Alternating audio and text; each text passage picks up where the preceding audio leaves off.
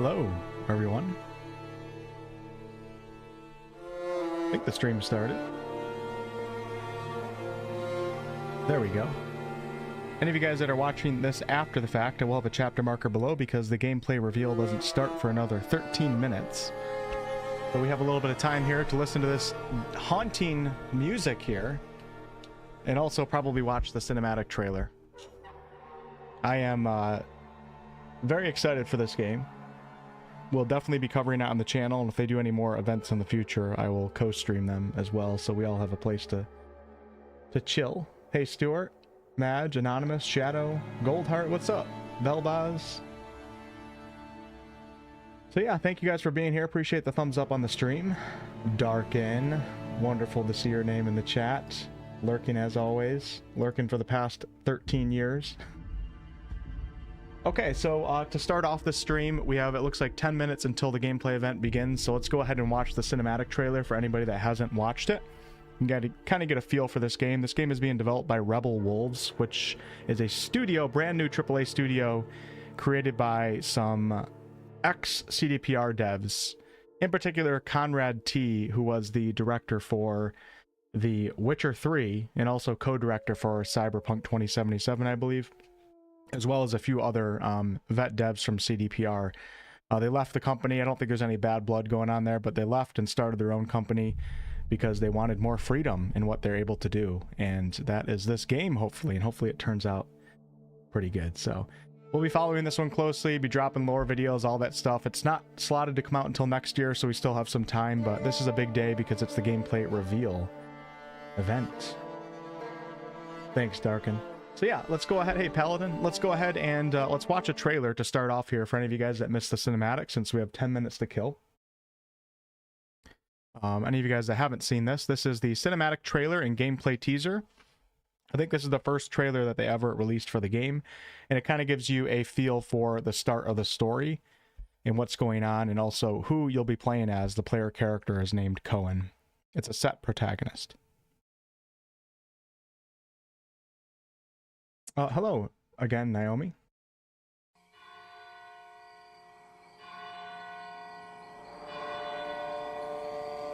(1347), somewhere in the Carpathians, which is in Eastern Europe, I believe.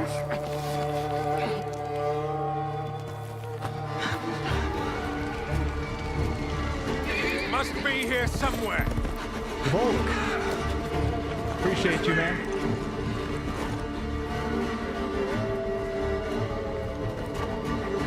I love how dark and gritty it is.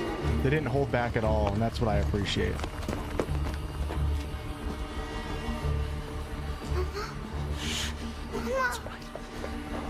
It's all right. Lunka! Don't hurt her! You gave us quite the chase, young. Please, sir.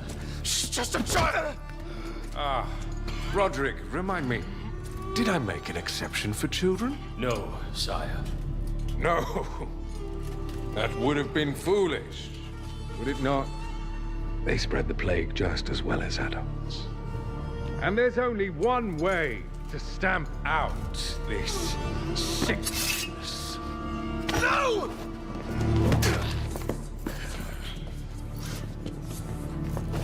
Not just a runner, but a The fighter. feudal lords. Medieval Had times. we met under a different moon, things might have ended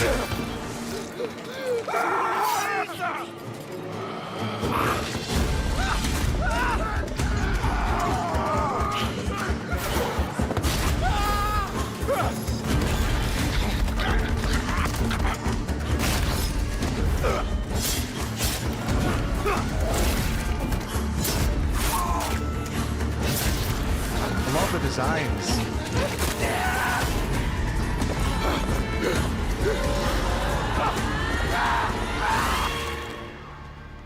So brutal, so ruthless, so gory. What?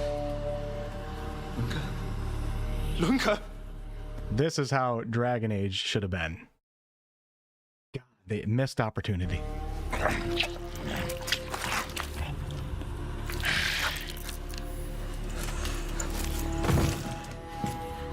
My sister. She needs help. Fast. Please, let us pass through. I beg of you. Please. Please.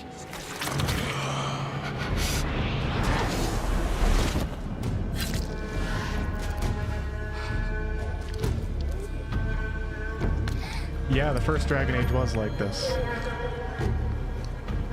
Remember what the Darkspawn looked like? It was crazy.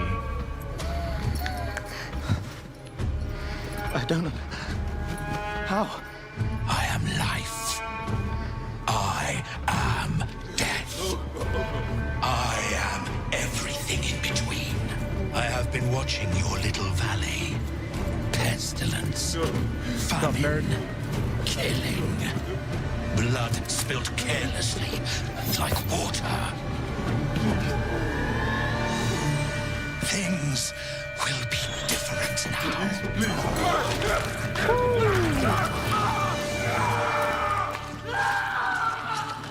For all of you. Let's go. Naomi, thank you for the super chat. So yeah, we have 6 minutes until the gameplay reveal starts. I've kind of like studied this trailer quite a lot, so we'll just kind of explain what's going on here. So 1347 AD, somewhere in the Carpathians, which is in, I believe it's central and or southern and eastern Europe, but I think in this game in particular, it's supposed to take place in Eastern Europe somewhere.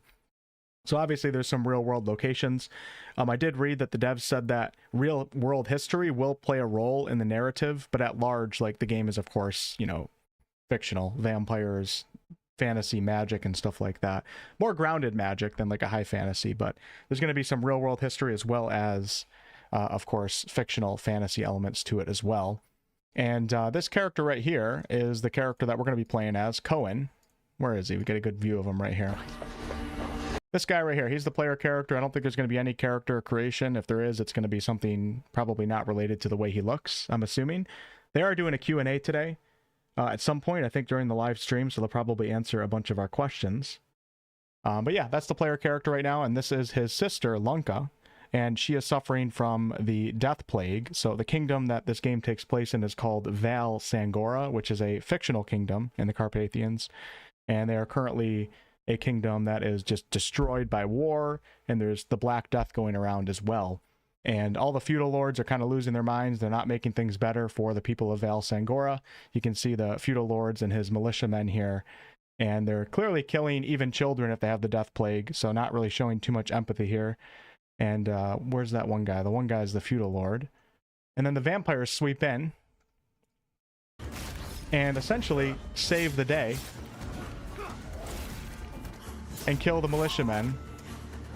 And our main guy, who's at the end of the trailer, this is Brensis right here. So from what I understand, he is, if not the primary antagonist, one of the primary antagonists of the game. So even though he saves Lunka here by giving her blood, which I'm assuming cures her from the plague or temporarily relieves her from the plague, even though he kind of saved us and is going to bring order to the chaos of Val Sangora, the vampires are also going to be using us as cattle and feeding on us through blood rituals and all sorts of crazy stuff. So you're going to have people in Val Sangora, some of which support the vampires because they brought order to the town, and others that really know what's truly going on. And the vampires taking over essentially is probably worse than the feudal lords, just killing everybody and going crazy. So it's a really interesting story setup. And at the end of this trailer right here, we do have, they give like a couple seconds of gameplay.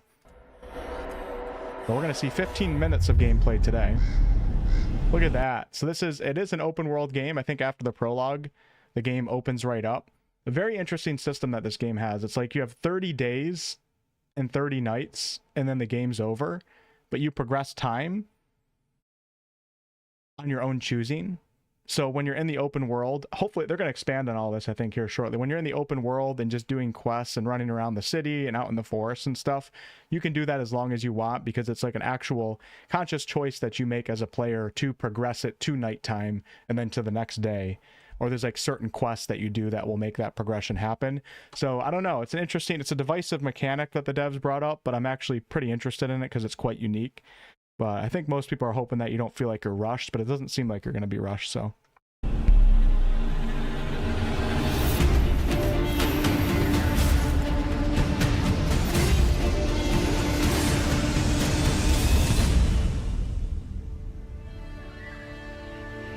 music is so good. You can see so many inspirations from The Witcher, of course, from the CDPR devs. Even the combat looks like it. Some of the music sounds a little bit Witcher. All right, so let's see how much time we have left here before things heat up. We have 2 minutes until it begins, which is just enough time for us to watch the other trailer that some of you guys probably missed. And this is the Xbox Game Showcase trailer. Hey, Rory. Hope it's not short, too.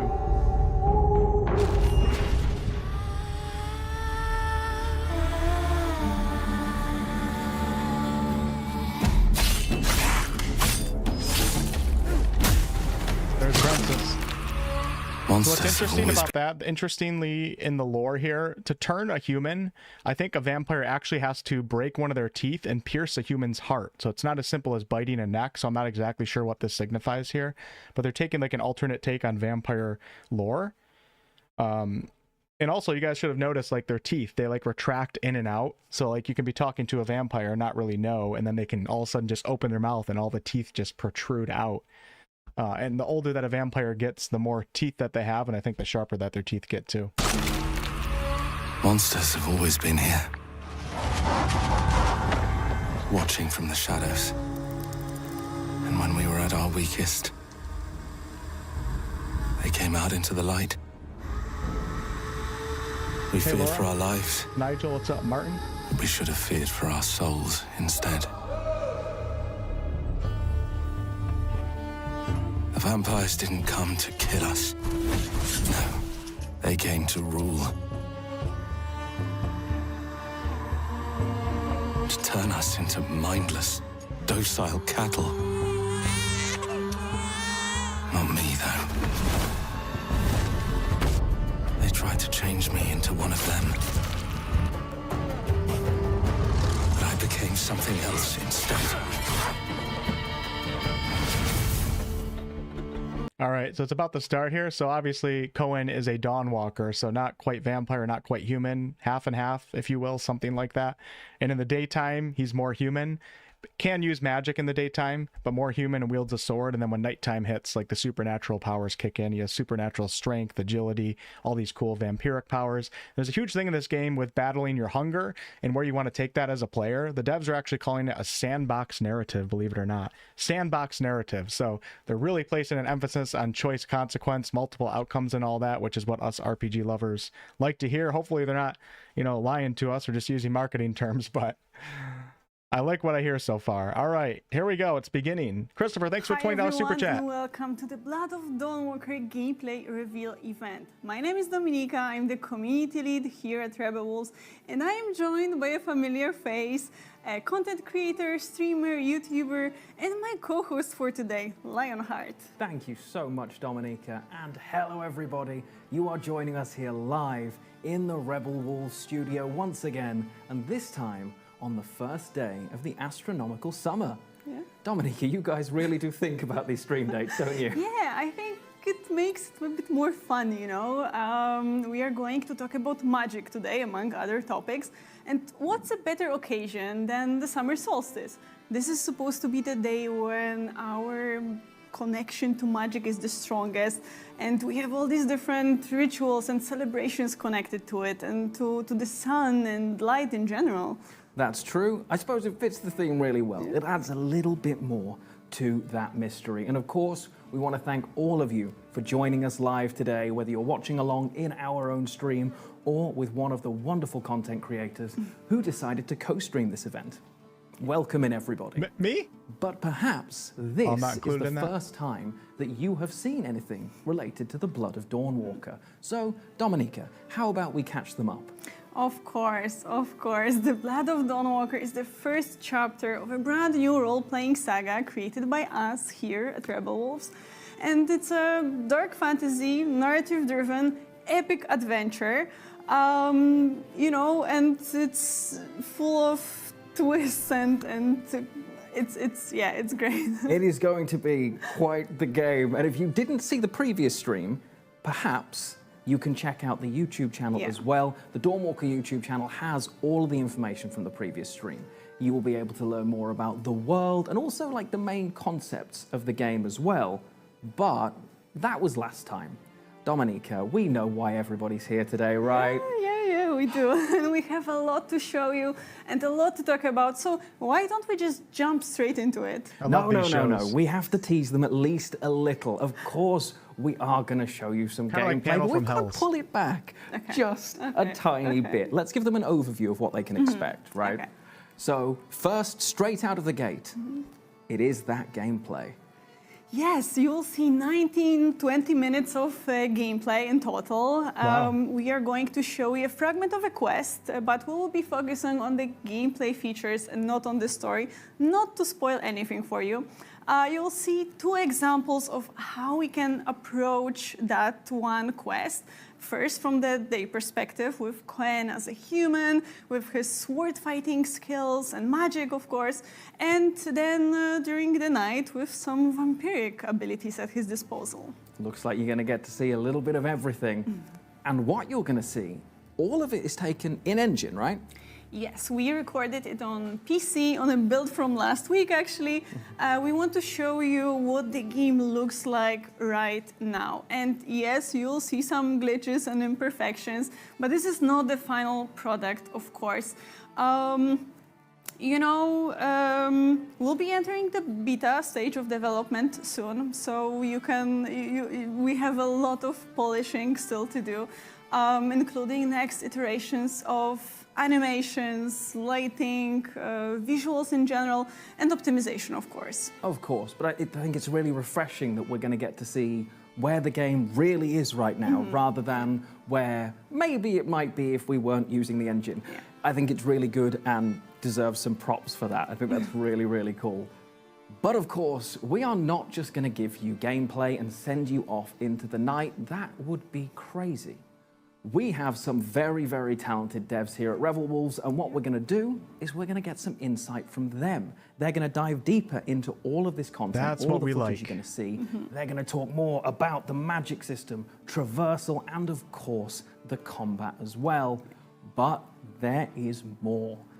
It would not be a Rebel Wolf stream without an extra special performance, right? It will be super Nice. special. I cannot wait for you guys to see it, but that's not all. True, That's it not all. just keeps coming. Yeah. In the last couple of weeks, we've been hosting a Q&A over in the Discord for the Blood of Dawnwalker, and Dominica and I are going to do our very best to answer as many of those questions as we can throughout the course of the stream. Yeah. We will also have some people checking in on the live chats, so do get some questions there. You never know. They might just make it through to us. Yeah. Okay, so without further ado, let's see some gameplay of the Blood of Dawnwalker. And for those of you wondering, yes, it will be available in 4K on YouTube right afterwards. Perfect. Take it away. All right, here we go. The long-awaited gameplay. Thank you guys for being here. Thanks for the thumbs up on the stream. I appreciate it.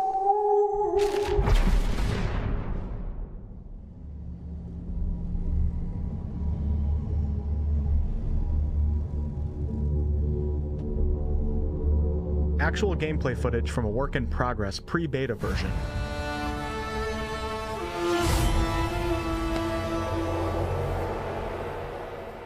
Cheers, Hello, Crazy Eyes. my name is Daniel Sadowski and I'm the design director at Rebel Wolves. You have I would crazy like eyes. to welcome you to the Blood of Dawnwalker summer gameplay video. Our game is a story-driven, open-world dark fantasy RPG set in medieval Europe.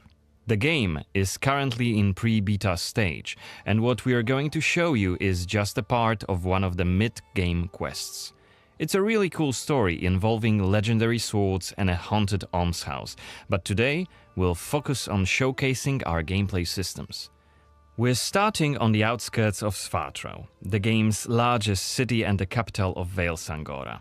From here, we could head anywhere the eye can see, explore ancient ruins or sabotage vampire blood transports. But it's not just about where or when you go. It's also about how you approach the main quest and shape the story, making each playthrough uniquely your own. For now, we're following the road.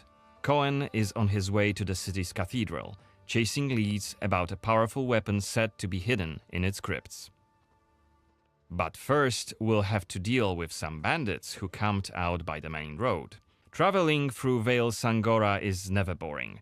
The world is dense with quests, random encounters, and locations steep in lore. This will be a great opportunity to show you our combat system. Our goal why was they to do make this the on player Twitch. It feel looks like like a real crap. swordmaster who closely observes his enemies.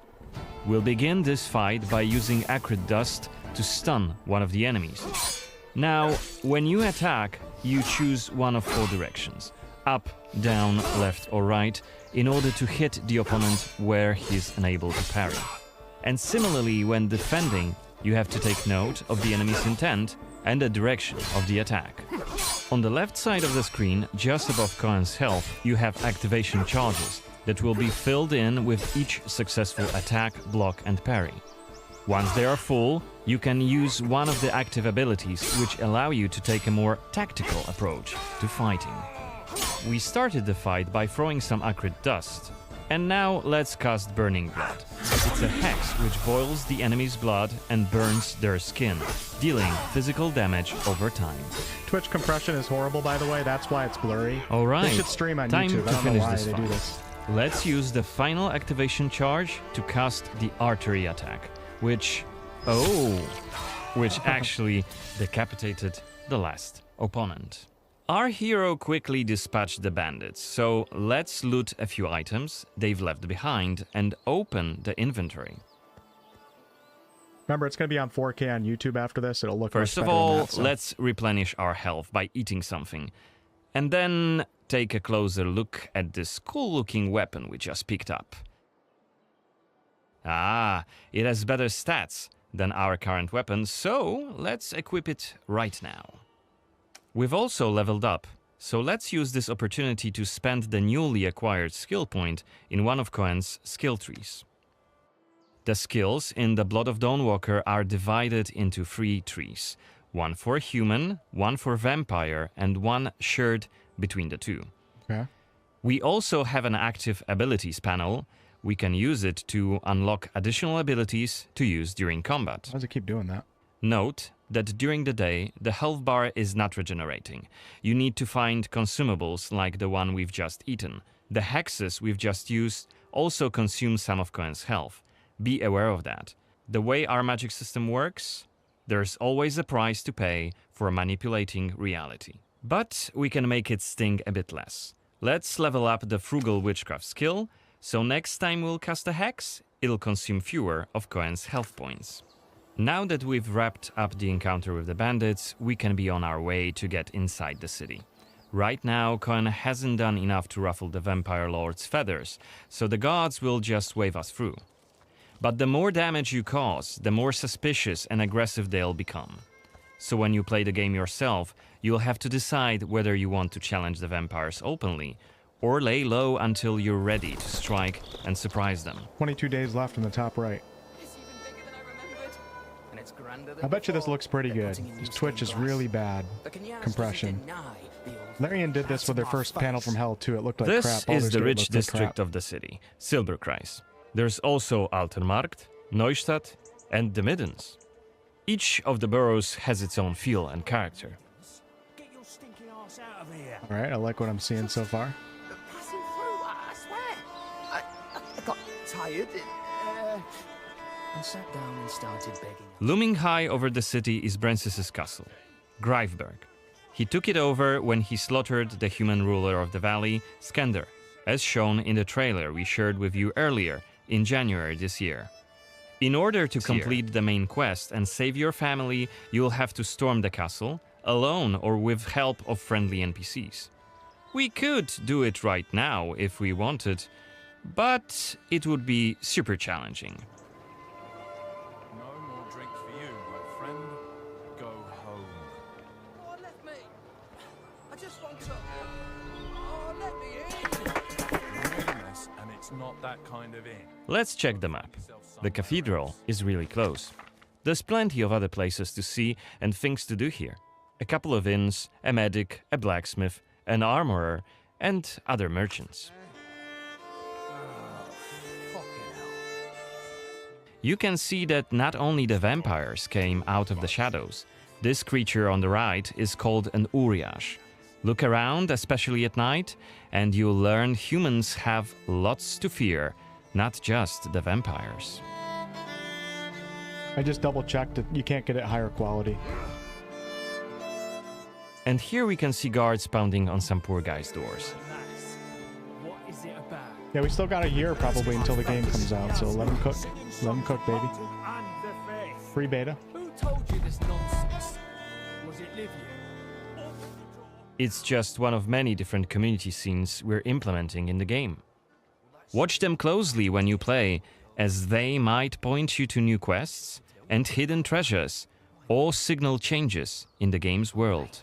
Once again, I humbly beg of thee. Novigrad. I humbly... Ouch! I don't want to say it, Mum. It's a prayer. It's what we have to say. Go on. I humbly beg of thee, protect me. Okay, we are at the cathedral gates. Again, since Cohen isn't yet wanted by the vampire regime and it's daytime, we can simply walk inside. Gotta watch it again on YouTube after they post it. If they post it immediately, we'll watch it in 4K after this. I don't know why it keeps doing that, sorry. The baptism of a newborn is a solemn moment, doubly so. A new life joins our flock, bringing happiness to its parents and to the congregation. Oh, blood sacrifice. Natus ex sanguine est, alitur sanguine, blood tax. Et in sanguine morietur.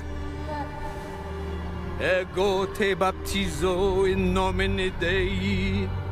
Amen.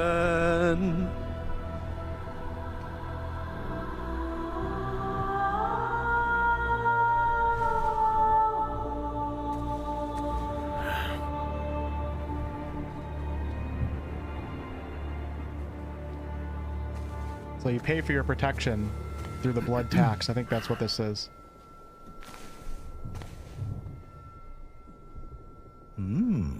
Oh. Don't I know you from somewhere, young man? Laslia, maybe? Yeah, I like the way it's looking. I'm sorry, but you must be mistaken. Am I? Perhaps. Perhaps. My memory isn't what it used to be. Come with me. I'll take your confession. Thank you, but I have no need for confession. Ah. So you deem your conscience clear? Kinda wish they would use a different text font. I wouldn't go that far. But I'm sure you're a busy man, Father. So while I appreciate the offer, I feel that my soul shouldn't be your priority. I won't press the matter. You are quite correct. I have many other duties to attend to. But please remember that in order to be saved, we all need to repent. Myself included. I hope we can speak again soon. Good day to you, Cohen. Yeah, give your feedback when this is over. Let the devs know, because they have time to change things too. Font What does we look a saw little bit right modern. here was just one of many cutscenes we recorded for the game, which smoothly transitioned into a dialogue scene. We use cutscenes to highlight key scenes or showcase interesting bits of lore. Like this blood baptism. Creepy, isn't it? The core feature of the Blood of Dawnwalker is the dual gameplay loop. Remember, Cohen may be a human during the day, but he turns into a vampire at night and has a different set of skills at his disposal. And this is just one variable that affects our quests. Depending on when you tackle a particular quest, what choices you've made earlier, whom you befriended, or whom you've angered, your gameplay and story experience will be very, very different. So each quest is a complex structure with multiple possible paths leading to the end goal. We maximize players' freedom and agency, offering you a narrative sandbox to play in. Narrative sandbox. I wonder what secrets may be concealed up there, just beyond Cohen's reach. And how do we get there? It's impossible to do during the day, but come night, it's an entirely different story. Let us explain what we mean by taking our current quest as an example. During the day, we got inside the cathedral without any problems, since it's open for all to see and Cohen doesn't yet stand out from the crowd. The scaffolds, though, are outside of his reach. Stop doing that, Twitch. But climbing them won't be a problem for the vampire, who has many more exploration abilities at his disposal. Okay. Bear in mind, Cohen has not completed the quest yet. What's more, there are still a few clues to be found in order to solve this story.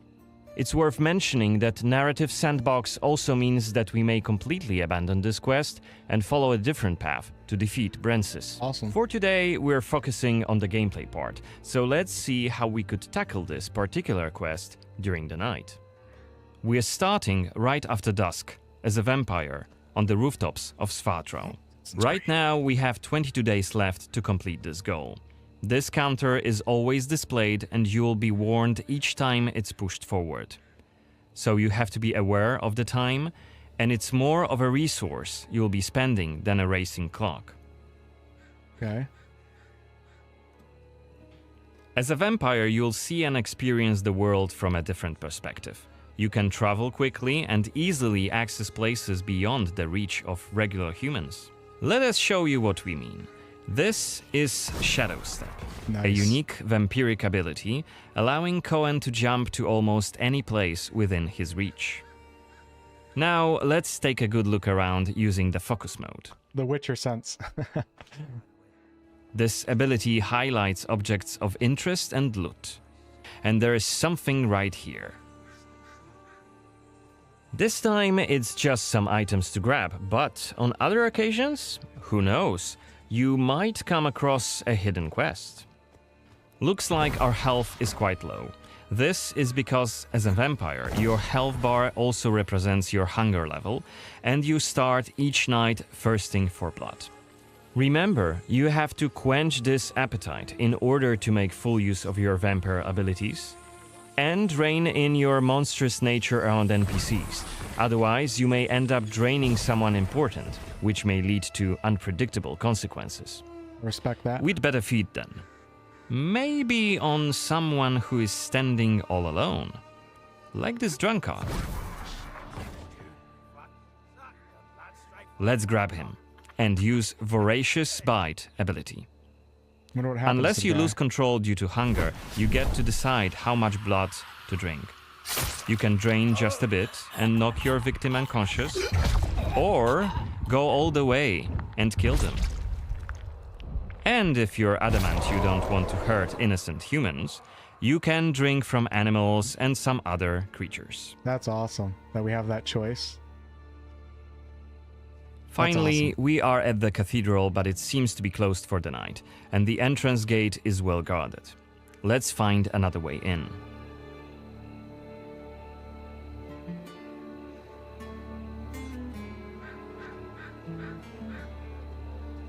He has full health now.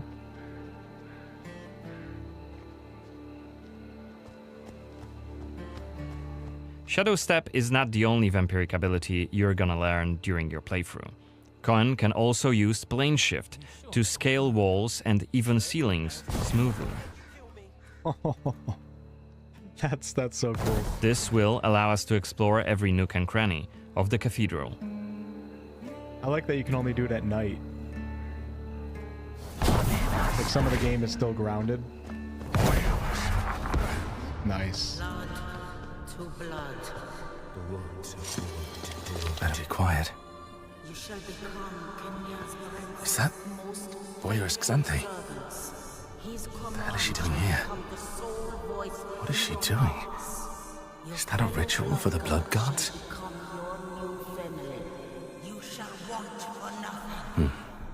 They're covering up the old paintings. Why? Investigate the cathedral. One of the frescoes. workers must have left it. Seems that the cathedral complex is quite big. The main building, cloisters, inner courtyard. The entrance to the crypt could be anywhere. Won't get anything done just standing around. Still. This was a scene investigation, a mechanic we use to zoom in on and showcase key clues. This time we had a chance to learn more about the vampires' plans. Looks like they're keen to cover up the old frescoes, so that's something we could take a look at. This way we could learn more about the cathedral's past.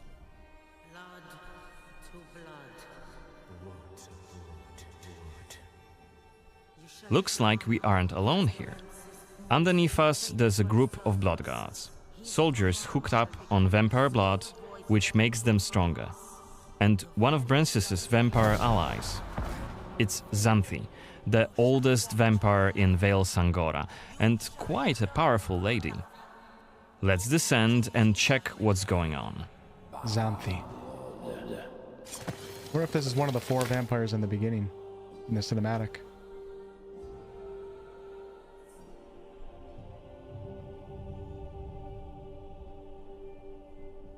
Don't think I don't see you skulking in the shadows. Come out! It is.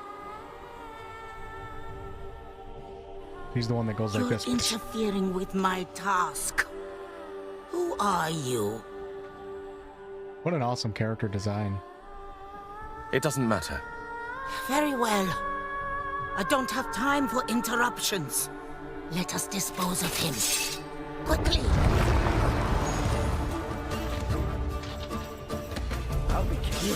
Alright. Cohen is using his claws to attack when in vampire form. Blood guards are dual-wielding opponents. Their attacks are pretty strong. Of course, even when fighting with claws, combat is still directional.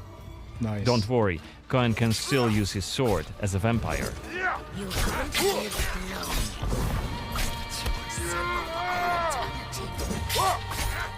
Only after defeating all 3 of the blood guards, Xanthi deems Cohen worthy of a challenge, and she descends to face him. She uses her blood control powers to cast a multitude of attacks, like her blood whips, that hit Cohen from left and right. Xanthi is protected by a powerful vampire ability. Once her stamina runs out, Cohen will have an opportunity to strike and deal some damage.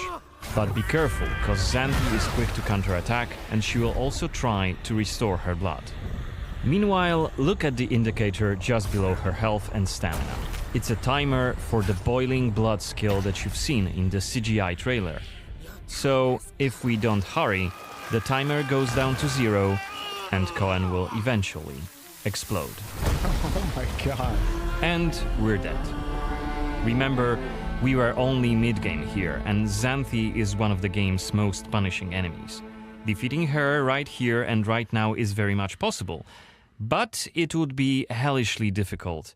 A fun challenge for hardcore players. I like that they allow you to do that if you want to. And we are back, and I hope you enjoyed that as much as I did.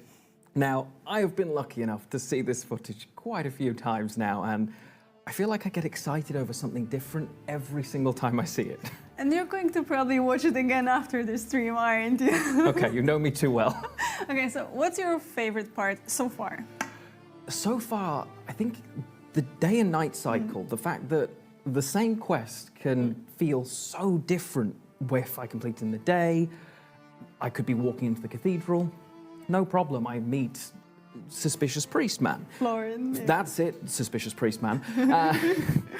But by night, I can't walk through the doors. I have to jump through the rafters, and, well, Florin is nowhere to be found, but Xanthi and her bodyguards are staring me down. It's just so different. Yeah, and it is just a small part of it, because we could go back, load the game, and try to explore the cathedral without drawing anyone's attention. We could also try to get to Xanthi when she's not surrounded by the blood guards. And just like other vampire allies of Brances, she also has her own quest line.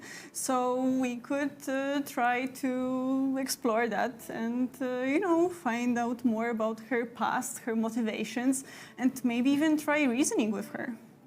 She does not look reasonable. I'm not gonna lie. She does not look reasonable, but she does look scary, so I will do my best to reason with her. That is a great idea.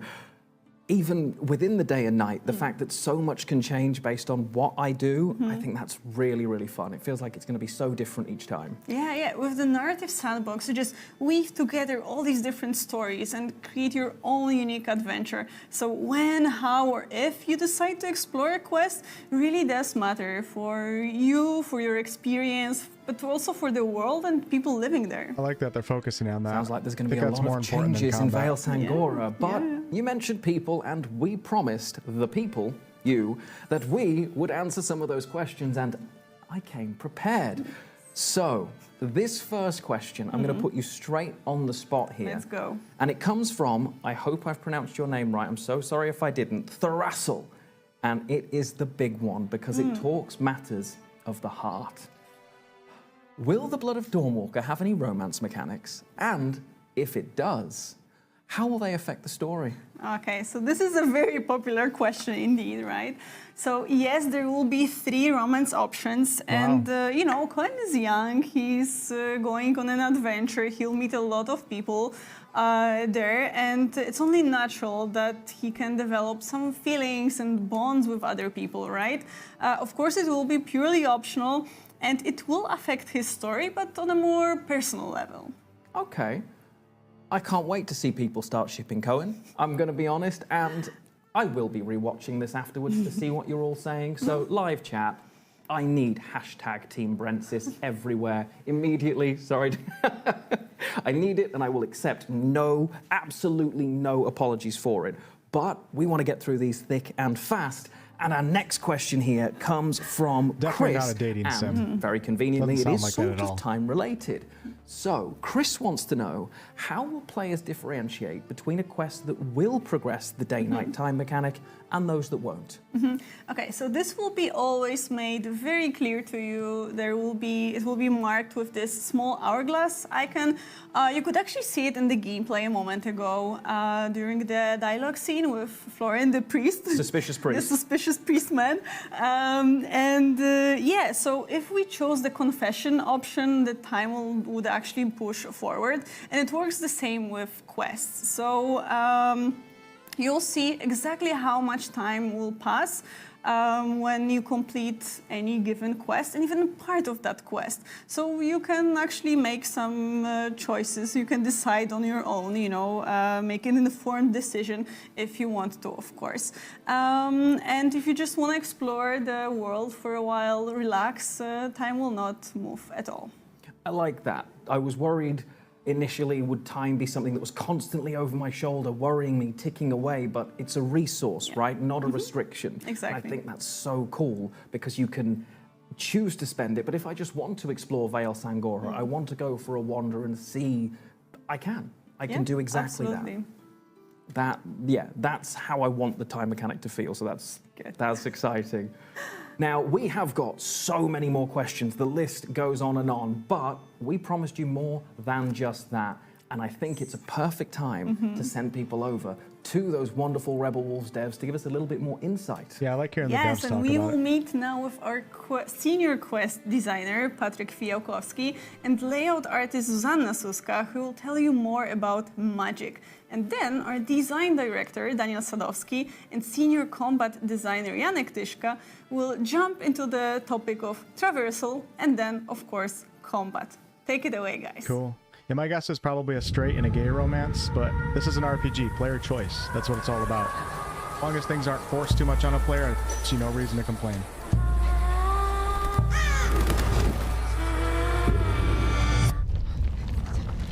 Oh my gosh, this is cool.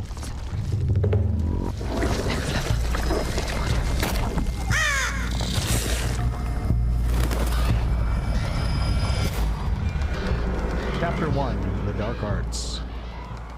Nick Larry and Inspired Studios to do I'm really stuff like glad this. that it's daytime. Really? Why? Well, because I would just freak out in the woods at night.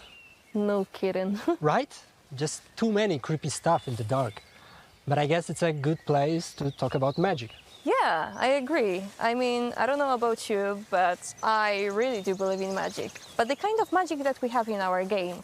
So, more dark and ritualistic rather than glowing effects and rainbow auras. Yeah, that's actually what I really like about our approach. that magic feels dangerous, like something you just shouldn't tamper with. Oh yeah. It's, I don't know, more organic. It revolves around blood or heat or the way the air pulses and distorts. I think it ties to the world itself. Some places just feel different. They're connected to magic somehow or have remnants of it. You will feel it when you enter. Like old spellcasting grounds, cursed sites, they all stand out. We even build specific cues for those spots, subtle signals that something just not quite right. You'll notice things like moths behaving in oddly mysterious ways, a natural fog, warped light, sometimes even some visual distortions. I think it's just a cool presentation, but I would actually prefer a little bit more natural, less scripted. That this isn't just another piece of scenery. Yeah, okay, stop here, Patrick. Just want to hear the devs talk about their game, Ever you know? get that feeling that someone is watching you, even if you're like totally alone? Well, just one of the many reasons why I don't like woods at night. Okay, I think this is kind of the feeling we want to go for in our game. So it's not about what you see, it's about what creeps under your skin. And speaking of skin, Zuza, I think it's worth mentioning that in order to even cast spells, Cohen has to literally carve runes into his own body, like a twisted tattoo sleeve, which is insane, but also, not gonna lie, pretty metal. Reminds me of Outward Carving a little bit. rune into your own flesh is bold, brutal, and there is no going back. But you need to know how to do it right. Yeah. And this knowledge is scattered around the game world. So you go explore, you find forgotten spells, and bit by bit you grow Find stronger. spells. Yeah, that's right. Interesting.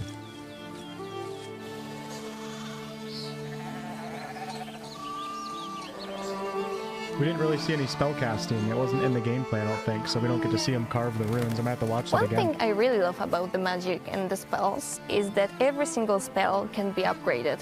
So you're not stuck on level 1 forever. And every time you unlock a new tier, it really feels like you're evolving, not just going through the motions. And it's not a combat-heavy magic system, right? It's more strategic. Many spells revolve around support, buffs, and debuffs. Yeah, and here comes my next question to you, Patrick. I'm listening. Do you have your favorite spell? Oh, well, there are a few. Rapid Scarring is one. I think it's interesting because it's more of a trade-off. Oh, yeah. Cohen's runes beat hard for a moment, and while doing so, Cohen's health replenishes, but at the same time, the maximum HP temporarily drops. Oh yeah, risk and reward. So makes you think twice before you use it. Exactly. Where are they right now? It's a But, beautiful environment. You know, we also have combat spells, like Burning Blood, for example, which I think has a we really did watch 'em. appropriate name. Totally, enemies start Oh, yeah. screaming in I remember pain seeing right them do away. that. Their skin breaks out in blisters, and if they die while it's still active, boom, dealing heavy damage around them. Delightful, really. You have a And YouTube nasty. demonetization nightmare. And useful in crowds. So do you, Juza, have some favorite spells? Besides Burning Blood, obviously? Well, I think Feral Mind. Ooh, nice. Because it's really oddly satisfying seeing your enemies under cast of this spell. Their head and neck start rotting, eyes turn white, and they just snap. Start attacking everything around them. I really dig the way how we show it visually. They're like wild animals. Yeah, but that's just the beginning. Because we have even non-combat stuff like Compulso. Cohen can literally drag secrets out from the dead. For me, as a quest designer, this is really an awesome tool to tell stories.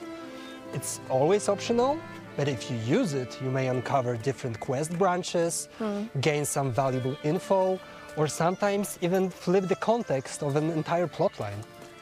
What's important here, though, is that Cohen is a Dawnwalker. So he can use those magic spells only during the day. Because then his runes are active, like Yeah. bloody and raw, but at night they heal because of his vampiric skills. So they become just scars. I think this is one of the key elements of being a vampire. It's that they just don't use magic. I mean, even if they're powerful creatures, their power comes from a completely different place. I don't know, maybe we can say that it's rooted in their instinct? Either that, or they absorb it by draining another vampire. So it's really Oh no. A completely different experience than using magic. And we really want to show what it's like for Cohen to live between those two realities, not just visually, but in how he experiences the world. Yeah, 15K people watching on the official Dawnwalker stream. That's pretty good, I'd say.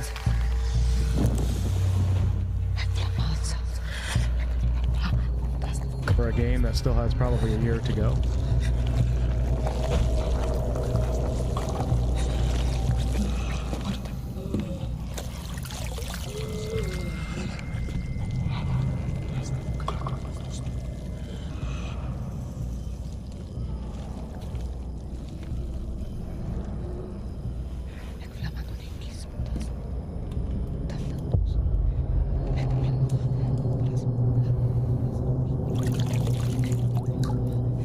We already saw the gameplay. The gameplay was already played, so they've moved on from that, and we're into the Q&A right now.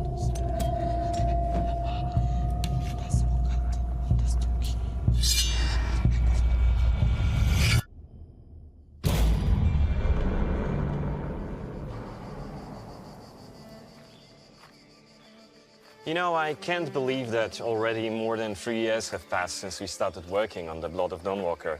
Quite a journey, wasn't it? Especially since it's a brand new game with a brand new world and, well, brand new characters. Yeah, we had to figure out everything from scratch. What the game's about, what the world is, who Cohen, our main hero, is, and of course how it all fits together. Yeah, we really did our best to create the world which feels real.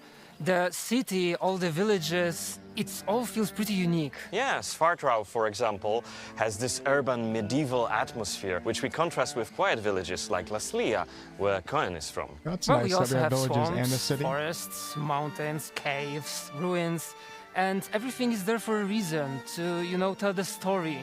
I even have my favorite tree. Yeah, well, the narrative does go deep, doesn't it? And I mean, that wasn't the only thing that was important to us. Every game element had to make sense from a gameplay perspective as well. Yeah, that's why we had to make exploration both fun and intuitive. So things like well-functioning map is a must-have. Yeah, and I think that's what's cool about our game is that even from almost the very beginning, the whole world, the whole map is fully accessible to the player. I love that. That's what I love. You can just dive into the world and everything opens up. You can do what you want to do. And there is so much to do and there's so much to discover. Yeah, and not just the settlements, of course. There are other cool places, like shrines, haunted sites, bandit camps. Hidden monster nests or treasure spots. Of course, and much more. And I mean, the key is, of course, observation and exploration, if you want to uncover these secrets. Yeah. But you never have to go too far before stumbling upon something interesting. Which is actually the main reason we are here today. Cohen needs to reach those points of interest somehow. Indeed, and since everything in our game is tied to this duality of our main character, both human and vampire sides of Cohen bring unique elements to the game. Even the way you explore changes depending on time. Yeah, during the day, Cohen walks, runs, jumps, you know, human stuff. Yeah, but then the night comes and everything changes.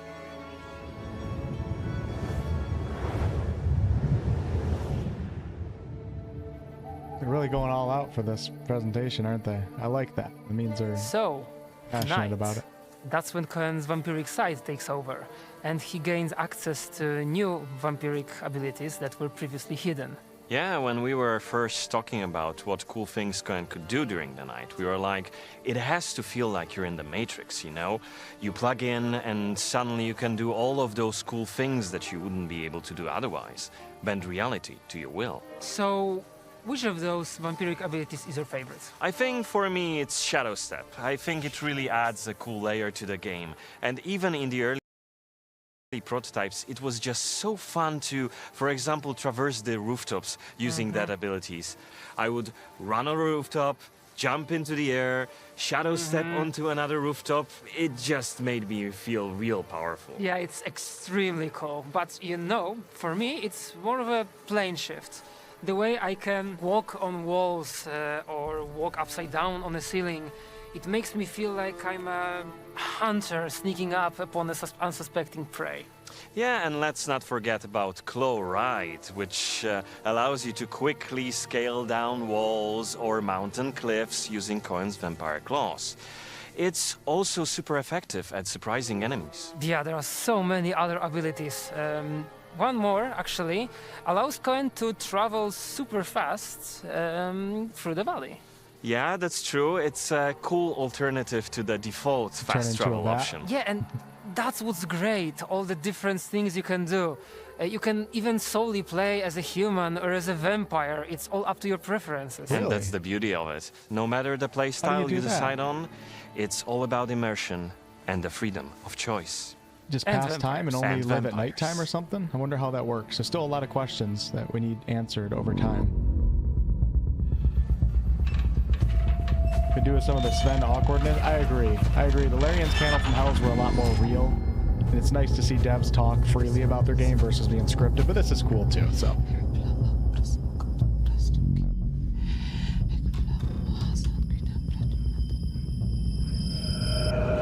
Oh my.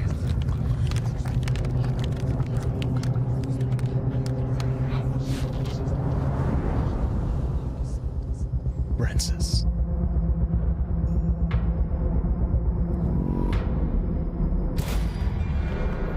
Blades and Claws, Chapter 3. Do you remember our first conversations we had about the combat in the Blood of Dawnwalker? Yeah, I remember we had this very long list of ideas and things we wanted to achieve, didn't we? Yeah, tricky thing, right? Whenever you think of dark fantasy or vampires, very specific stuff comes to mind. Same goes for medieval, gritty or grounded. Yeah, and we wanted to achieve something that felt like real medieval sword fight, where every swing, every block, it carried weight. Yeah, it had to be challenging for sure, but also accessible and adjustable for difficulty levels. Okay. And that also makes perfect sense from the story perspective. You know, Cohen was trained by his father. That's all he knows. He never picked up a bow, never trained with axes. Sword is his domain. As is yours, actually, right? I mean, your real-life sword fighting experience brought a lot to the project, and the idea to add directionality to our game's combat, I'm really happy they did that. Was a true game changer. Totally. We wanted combat to be both immersive and cinematic. Yeah, and it works. I mean, you feel like you are in the fight. You have to watch the enemy, watch from which direction they attack, block that direction, and then counterattack correctly. You cannot just start button mashing and hope for the best. And when more enemies appear, things get a little bit more interesting, I like the sword play better than combat is the designed not play. only for duels, but for one versus many also. So when you are fighting a group, they are smart. They are not just waiting their turn. They swap around, switch positions, flank you, rotate around you, work together to take you down. And I think that's what I love the most about our game. It doesn't just look cool. The combat is also tactical. Yeah, we actually took a lot of inspirations from tabletop RPGs and the question, how do you want to do this? And it's pretty funny because at first we thought that complexity of combats could be a little bit too overwhelming for less agile players. Yeah, but then iteration after iteration, playtest after playtest, we managed to find a sweet spot. Yeah, on lower difficulty levels, combat still requires some focus. That's for sure, but enemies are more forgiving and you have more time to react. That was important to us. We wanted the game to be fun to both more experienced players as well as those who just want to focus more on the story. More sales, right? I think that's good. As long as the hard mode is actually hard and they didn't take away from that to incorporate the easier stuff, I'll be perfectly fine. So, the combat at night. As a vampire, Cohen gains access to new options. Yeah, you can switch to fighting with claws. It's still directional, but it's more instinctive, more savage. And of course, vampires can still fight with swords and mix sword combat with pure vampiric savagery. That's what I'm gonna do. We have even more differences between day and night from the combat perspective. True, as a human, you can lay down your sword and let the fists do the talking. good old fist fight, when you wanna feel the weight of each punch, whether you're taking it or throwing it. And during daytime, you have access to magic, which is inaccessible to vampires. Interesting. Yeah, as a vampire, however, you gain access to new cool powers, blood-fueled ones. And speaking of blood, in the blood of Dawnwalker, health is of course tied to this dual day versus night gameplay loop that we have. Yeah, during the day, it's simple. Kind has standard health bar with no regeneration over time. But during the night, blood hunger kicks in. Yeah, his health bar splits into segments, and once he drops into the lowest one, the blood hunger fully kicks in. Yeah, and that's not just cosmetic. If Cohen is hungry and you're not careful, he may even devour someone he cares about. So we have to make sure that it's never vague. Player will get visual and audio cues. Yeah, and unlike daytime, health regenerates passively at night, but only up to a certain point. Beyond that, if you want to fully recover, you need to feed. Yeah, if you want to fully regenerate, you need to drink human blood, or animal blood, or even blood vials. There is also an option to drink vampire blood, but let's just say, interesting things start to happen when you do that. Oh, they memorize all this. They're really good speakers. I would have forgotten all my lines.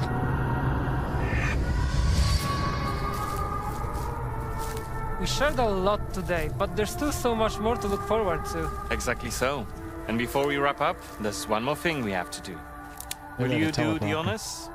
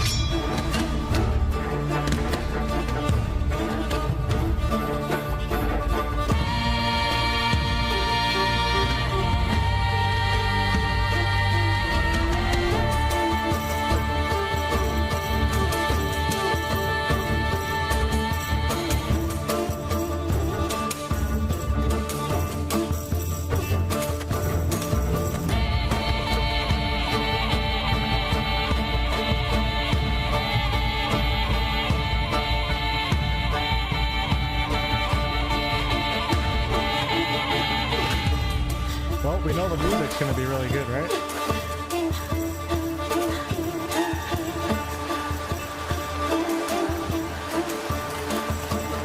Very Witcher 3 for sure. Or maybe it's a Polish thing. Be a good electric guitar riff right there.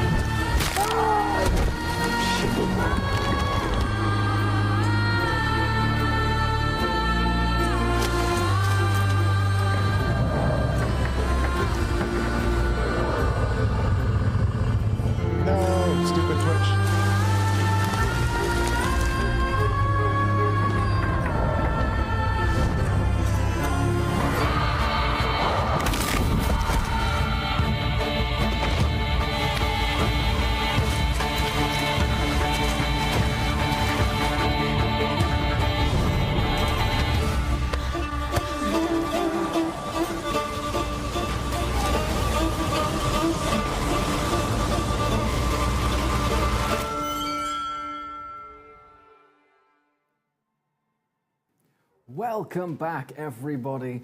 Dominica and I are still here, and we are ready to answer even more of your questions. But first, this guy sounds I like have Josh to talk Drake about the Hayes a combat little system. We now know that it's directional combat, but it's focused on the world around Cohen and on his enemies instead of being introverted. Yeah. So you can immerse yourself in each encounter, observe your enemies, their movements. And what I really like about this as well is that it's very responsive. So you can quickly change your mind and pick a different attack or block or use a skill instead. I've been lucky enough to play around with it a little bit, and one of the things I really enjoyed about flipping the directional combat, I didn't feel like I needed to spend 6 hours working out how to do it, only to then struggle. It felt so intuitive and so quick to learn, but really enjoyable. It was fast, it was frantic, but it just made each fight worth being in. It was so epic. It was so much fun. Yeah. We took our time to polish it and just make it, fun and just feel great. All right. We'll be the judges of that. It felt it when I got my hands on it, I won't lie. And speaking of well-polished, speaking of epic, that new song as well. It is a great song, isn't it? It was composed by our in-house composer, Nikola Kołodziejczyk, who is, of course, joined by a team of super talented musicians. And you could actually see him in the video playing this weird instrument called hurdy-gurdy. Okay, we're going to move on as fast as possible to the questions, because if I have to say hurdy-gurdy more than once, this whole thing is going to fall to pieces. So straight back to the questions we go. I am still prepared. And the next question for you, Dominika, comes from Professor CGK. Now, this is a really interesting question. We've seen that obviously there's so many decisions in The Blood of Dawnwalker, but will some of those decisions make you more or less vampire? This is such a great question, and there's so many layers to it because, so first we have the skill trees, of course, right? So you'll enhance your abilities and that will make you, of course, more and more of a vampire. Then we have the blood drinking. You can choose to drink human blood, you can choose to drink animal blood. And I would say that choosing human blood, will make you a bit more of a vampire, get you more to the vampire side, especially that you can also drain blood of some important NPCs. Next, you can skip time and try to play only at night, fully embracing your vampiric side. And there's, of course, the narrative layer. So all the different stories and quests and decisions you have to make and how you will personally feel about them, but also what kind of consequences they might bring. Okay, so Professor CGK, the answer was yes, yes, yes, yes, and yes. And yes. Fantastic. Okay, love to see it. Amazing. Next question, we're going to go through as many as we can, and it comes from someone who's actually quite active in our community Discord. It comes from Biggie. So thank you for this question, Biggie.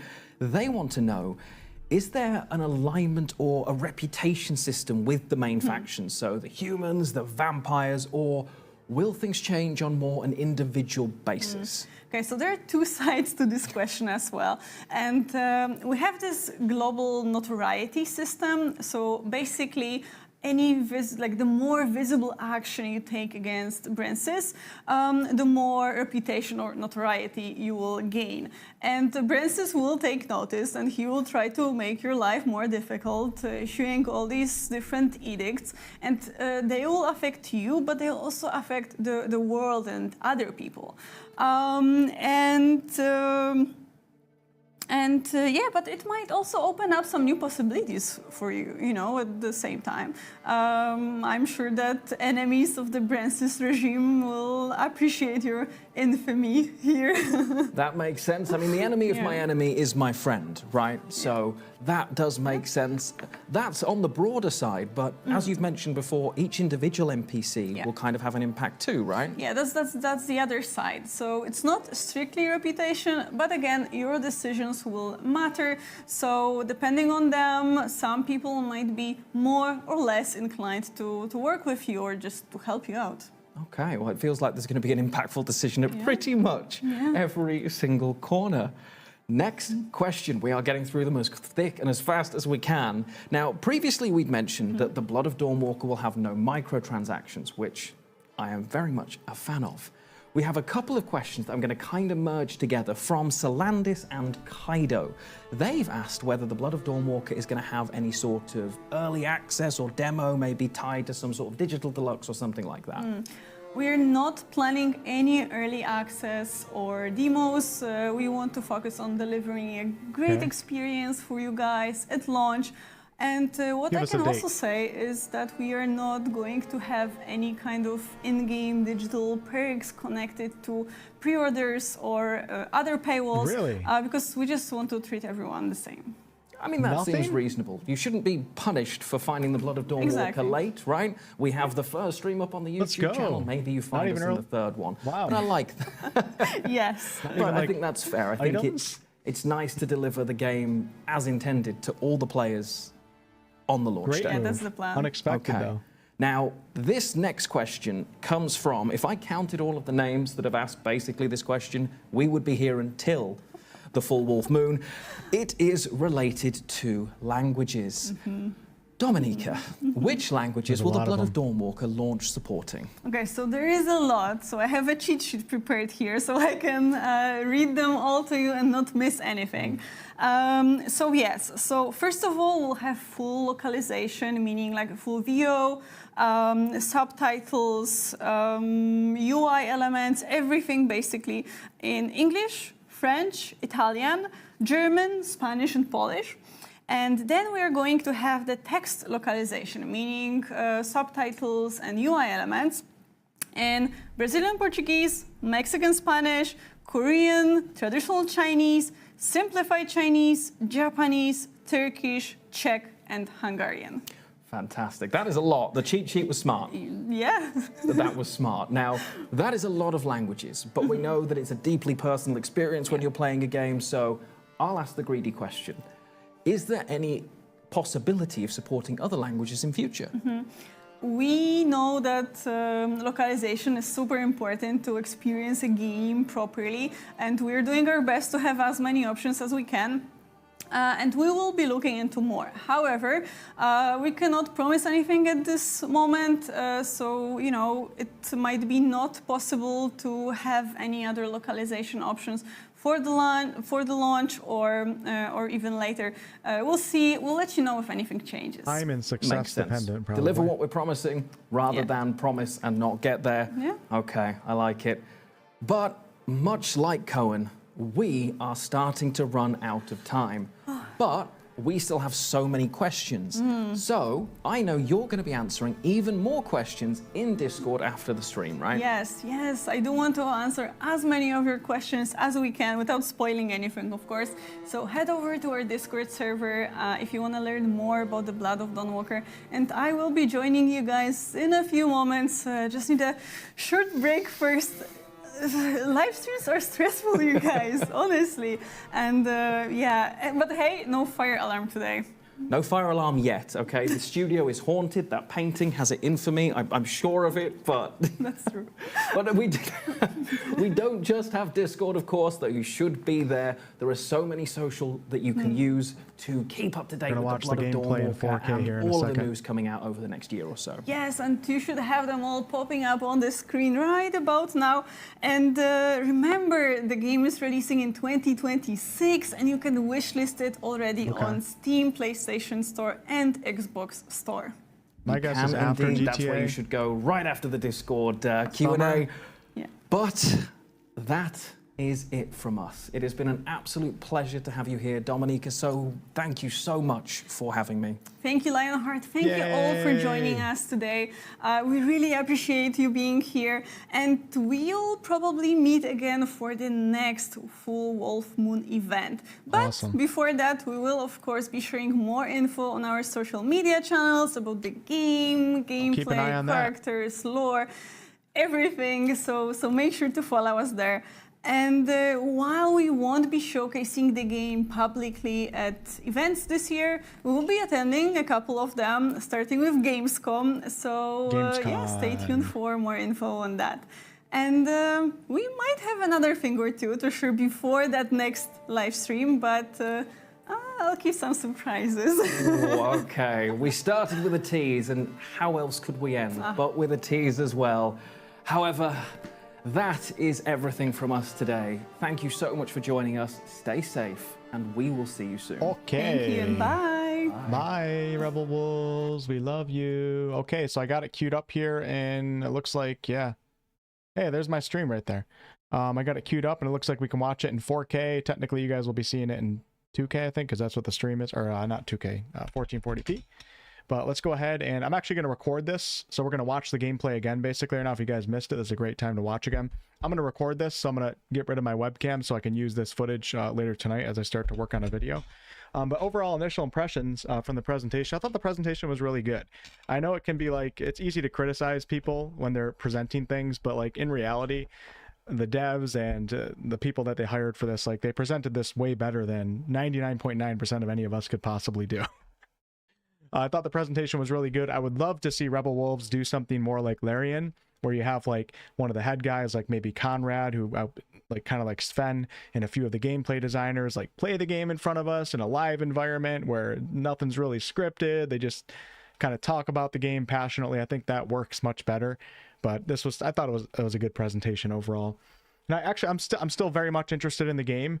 I thought the human combat looked pretty good. I'm very happy they're doing directional swings to add like another layer of not necessarily complexity, but depth to the combat. Because action combat can be quite shallow in a lot of action RPGs, so it's nice that they did that. The vampire gameplay, in my opinion, didn't look nearly as good as the human gameplay with the claws. It looked pretty basic, but they didn't show us too much. So with all that said, I don't really care if the combat isn't like phenomenal, as long as it's good. If they can really, really, really drill in on the narrative sandbox elements, the permutations, the do what you want at what time, which affects things later in the game, I think the majority of RPG lovers are going to be super happy.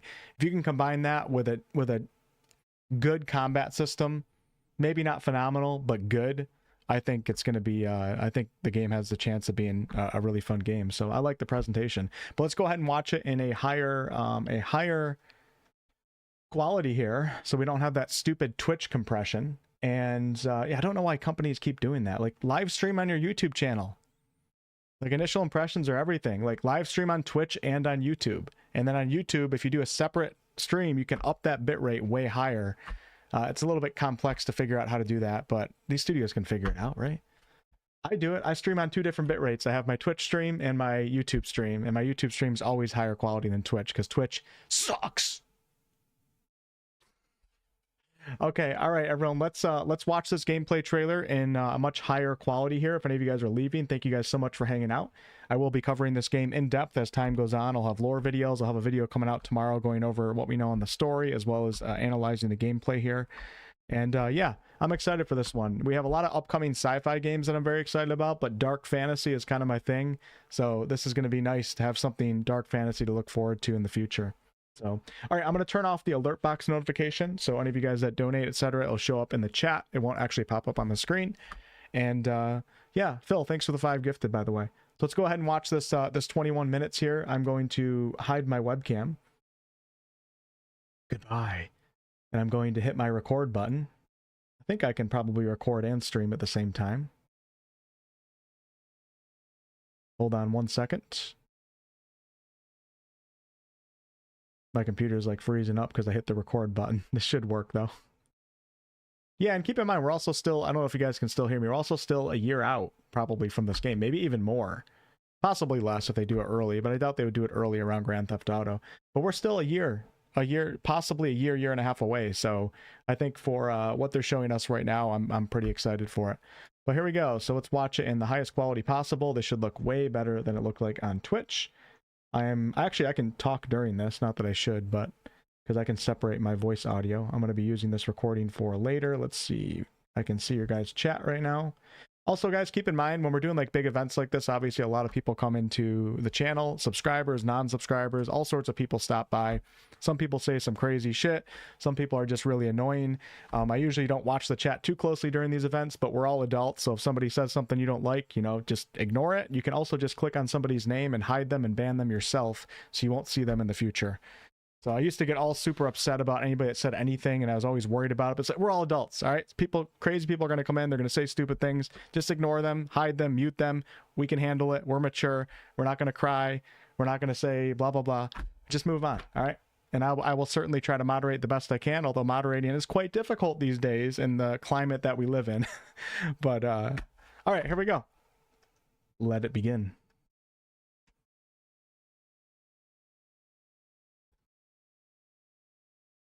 think I'm recording. Yep, I'm recording right now. Perfect. Some of us are adults.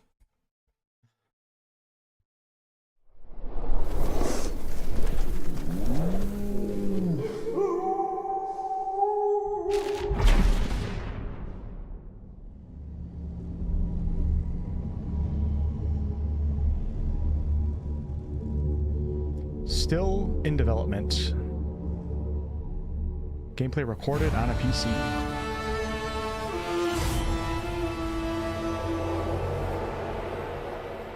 Hello, my name is Daniel Sadowski and I'm the design director at Rebel Wolves.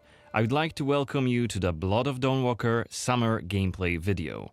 Our game is a story-driven, open-world dark fantasy RPG set in medieval Europe. The game is currently in pre-beta stage, and what we are going to show you is just a part of one of the mid-game quests. It's a really cool story involving legendary swords and a haunted almshouse, but today we'll focus on showcasing our gameplay systems. Already looks way We're better starting than Twitch. on the outskirts of Svatro, the game's largest city and the capital of Vale Sangora. From here, we could head anywhere the eye can see, explore ancient ruins, or sabotage vampire blood transports. You guys are still getting YouTube compression, but it's much better not just than Twitch. about where or when you go. It's also about how you approach the main quest and shape the story, making each playthrough uniquely your own. For now, we're following the road. Cohen is on his way to the city's cathedral, chasing leads about a powerful weapon said to be hidden in its crypts. But first, we'll have to deal with some bandits who camped out by the main road. Traveling through Vale Sangora is never boring. The world is dense with quests, random encounters, and locations steep in lore. Yeah, so it's in Eastern This Europe, will be a in the great Carpathian opportunity to Mountains. show you our combat system.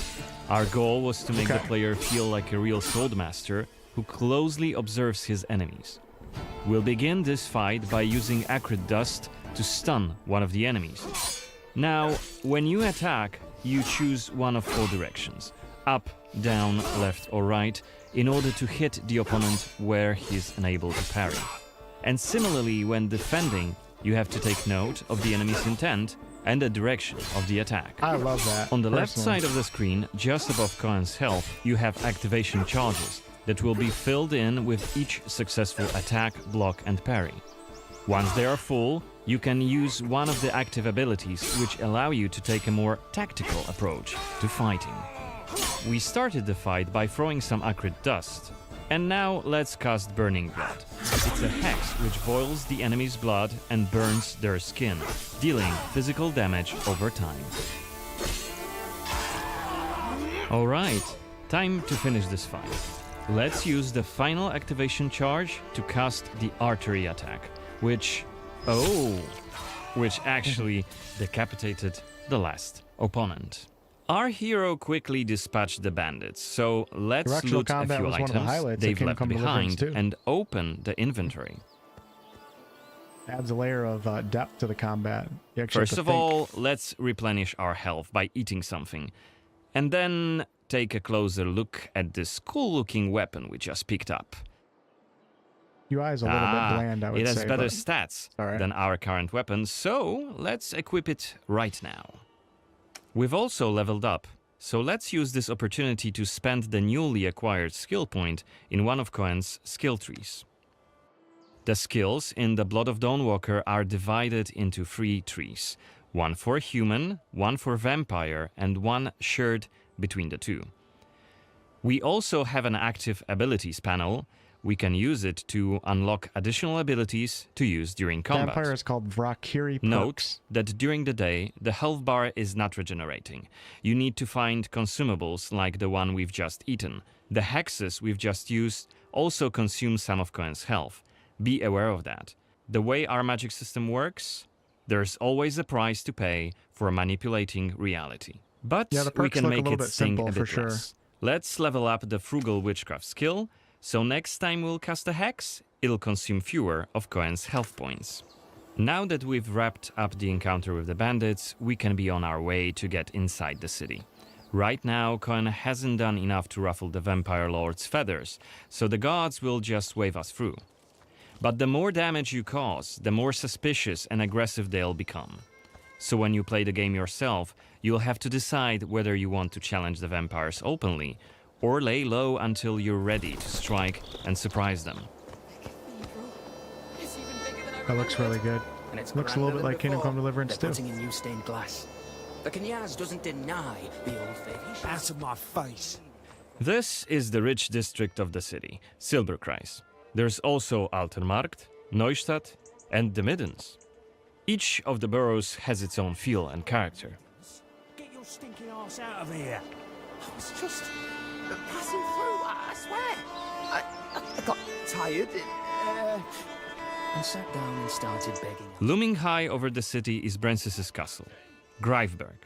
He took it over when he slaughtered the human ruler of the valley, Skender, as shown in the trailer we shared with you earlier in January this year. In order to complete the main quest and save your family, you'll have to storm the castle, alone or with help of friendly NPCs. We could do it right now if we wanted, but it would be super challenging. Yeah, I wonder if you can pull the camera back at all during these scenes. It's definitely a little bit too close, and I think most people would probably agree with that. Oh, let me. I just want to. Oh, let me in. You made a mess. Maybe you can pull it back and we have nothing to worry about. Let's check the map. The cathedral is really close.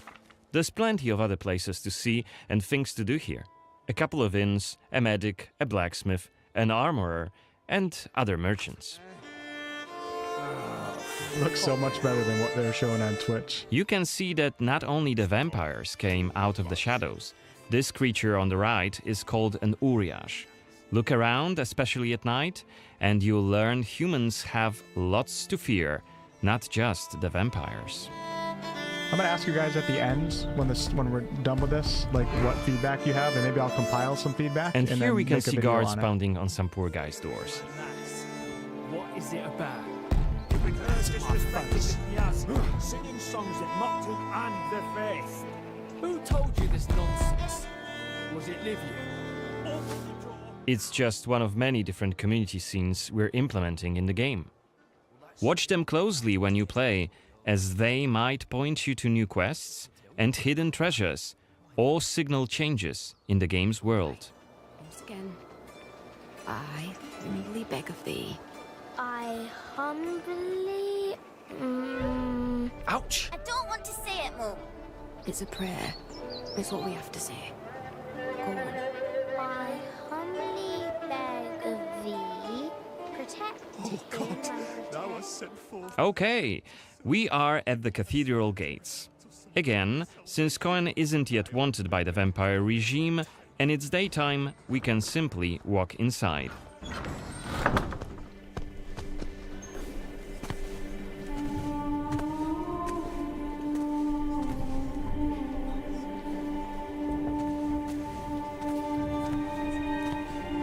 The baptism of a newborn is a solemn moment, doubly so. A new life joins our flock, bringing happiness to its parents and to the congregation. Natus ex sanguine est, alitur sanguine, et in sanguine morietur. I'm back. Ego te baptizo in nomine Dei. Amen.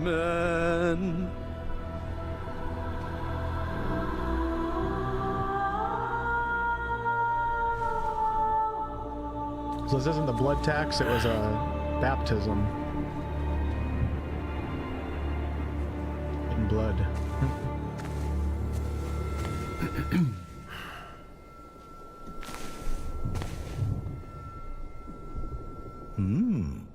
Don't I know you from somewhere, young man? Laslia, maybe? I'm sorry, but you must be mistaken. Am I? Perhaps. Perhaps. My memory isn't what it used to be. Come with me. I'll take your confession.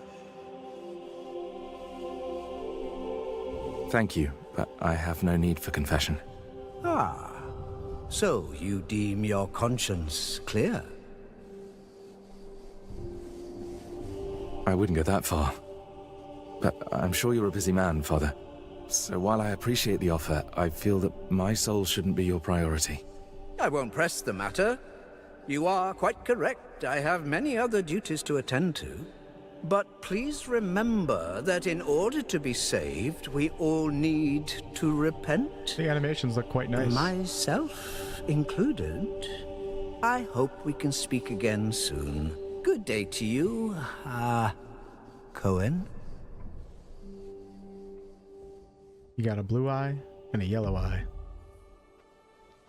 What we saw right here was just one of many cutscenes we recorded for the game, which smoothly transitioned into a dialogue scene.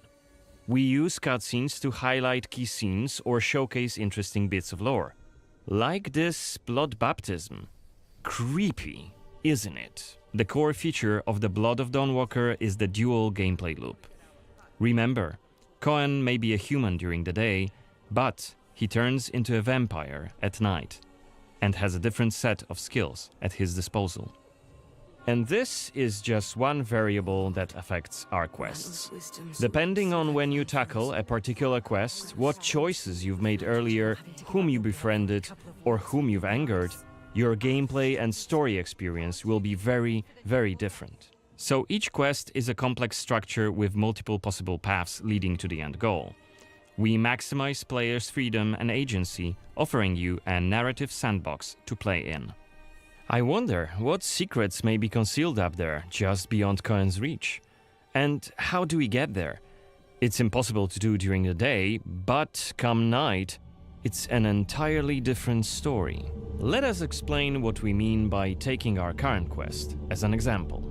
During the day, we got inside the cathedral without any problems, since it's open for all to see and Cohen doesn't yet stand out from the crowd. The scaffolds, though, are outside of his reach. But climbing them won't be a problem for the vampire, who has many more exploration abilities at his disposal. Bear in mind, Cohen has not completed the quest yet. What's more, there are still a few clues to be found in order to solve this story.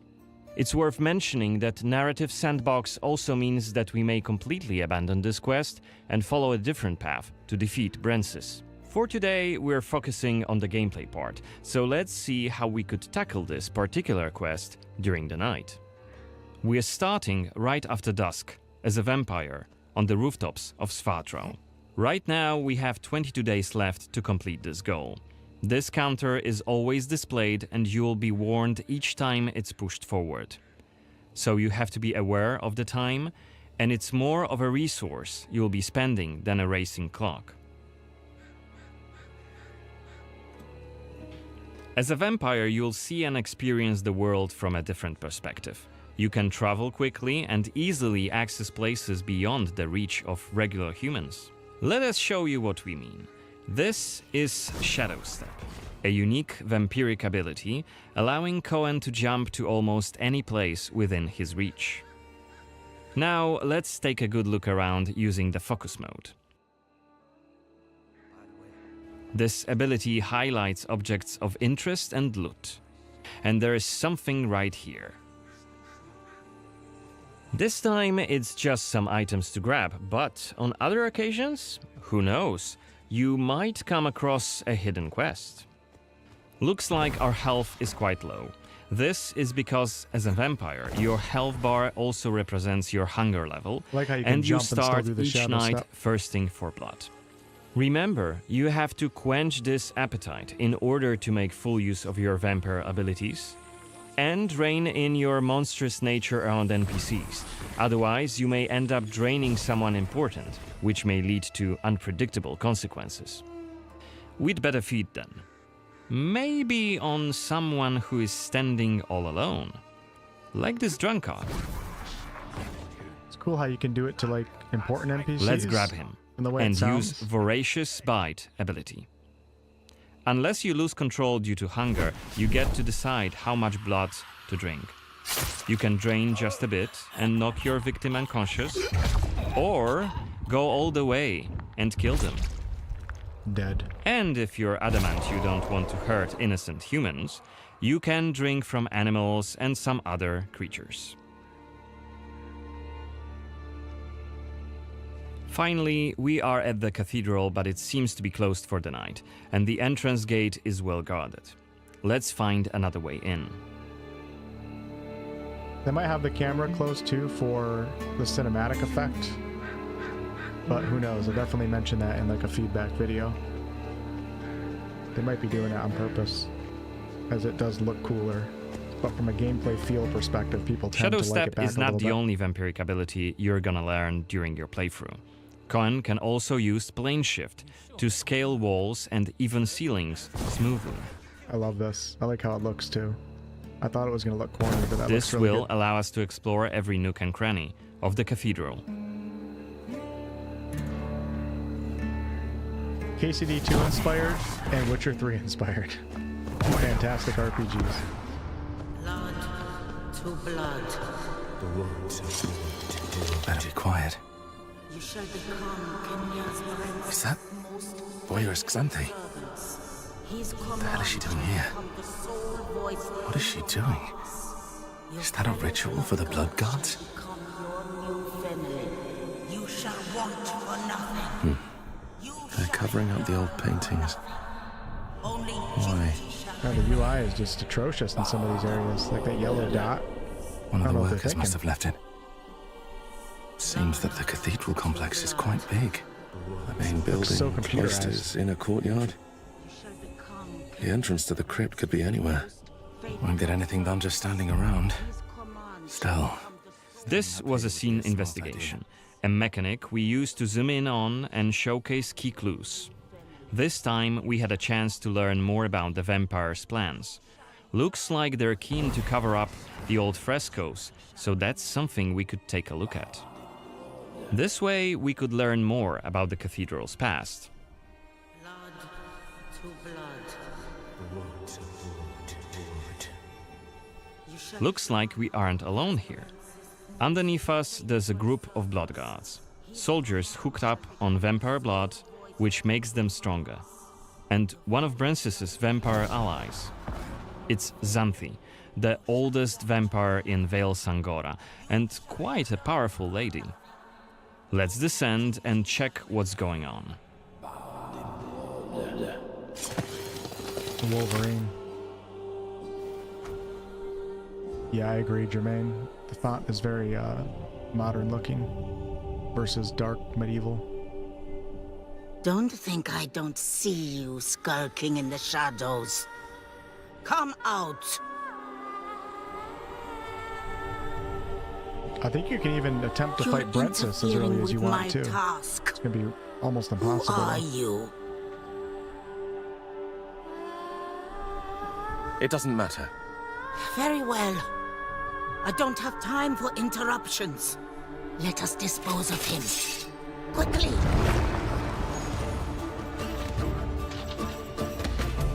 You've withstood it. Fascinating. Cohen is using his claws to attack when in vampire form. Blood guards are dual-wielding opponents. Their attacks are pretty strong. Of course, even when fighting with claws, combat is still directional. Don't worry, That's Cohen cool. can still use his sword as a vampire. You haven't lived long.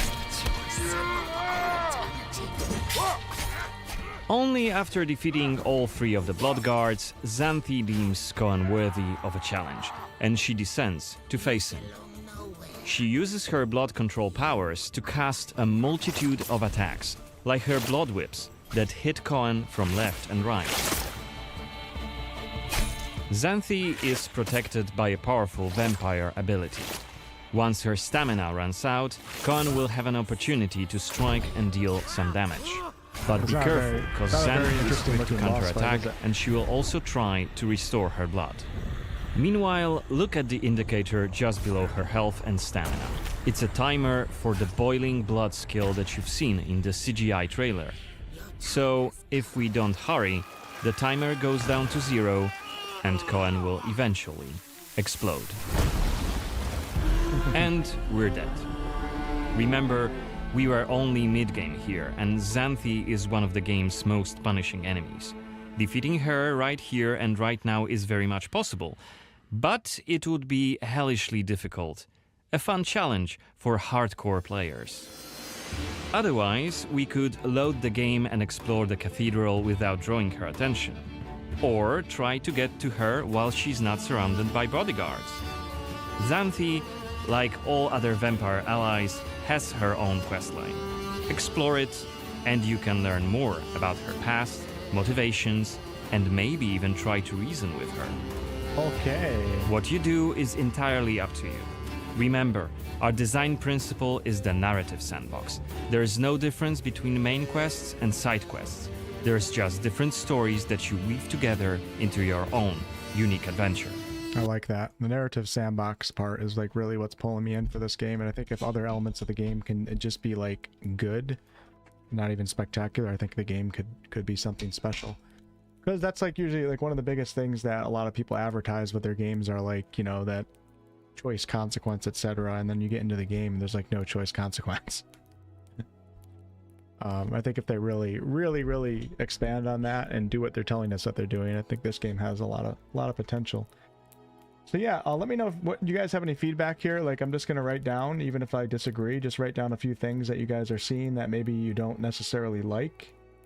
I mean, obviously within reason, the game is probably a year away from coming out, so they're not going to redesign the entire game, but I'll probably talk about some feedback in the future, and I'll write down some of these ideas right now. Obviously, I have font UI looks a little computerized. What else did I say? Claw gameplay looks a little basic. All right, let me take a look at my chat here. What do you guys got going? Anything good? Let me see. Hold on. We definitely want lots of lore dump. Lots of lore dump. Picking up books and all that good stuff. Oh yeah, camera too close. Yep, camera too close. Too close. Not sure if that's intended for the presentation or what, but definitely want to talk about that so they're aware. Yeah, I'm not sure how you would kill Brensis early on, like how you get to him or how possible it would be. Like if a player had like a ton of skill, like a Dark Souls player or something was able to do it or not. If you're able to challenge him early on, I hope that it really is insanely hard. I hope it's not something that you can just go into and be like a player that beat Elden Ring and be able to beat this game in one day. But it's a cool idea though. I like the player freedom. I like the player choice. A boob slider? Field of view slider. Hold on, where was I writing my things down? FO view slider, which they might even have all that, but somebody mentioned in the chat it would be cool if Cohen becomes more haggard is the word that was used as he gets hungrier. I'll write that down.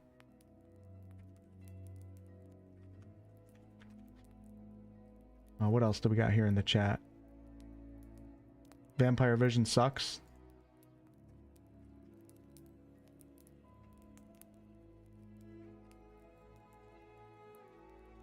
You talk about like the focused mode? Like the Witcher 3 senses type thing? Need lightsabers? Yeah, I'll definitely write that one down.